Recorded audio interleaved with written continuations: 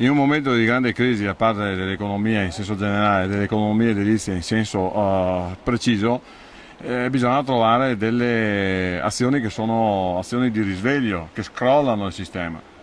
Allora, noi abbiamo avuto il primo piano casa che ha dato una buona mossa, una buona azione di stimolo. Dovremmo e dobbiamo adesso con questo nuovo piano casa dare una ulteriore scrollata. L'inserire dentro, ad esempio, tutto il discorso dei centri storici su edifici che sono compromessi è un qualcosa di estremamente importante, perché questo ci permette di dire ai possessori, ma anche a tutta una serie di azioni proprio di lobby positive, di intervenire.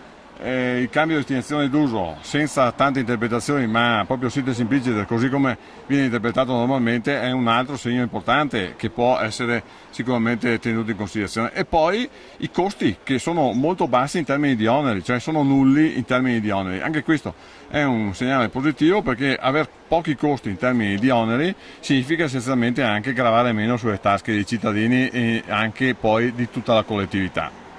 Sono dei segnali importanti.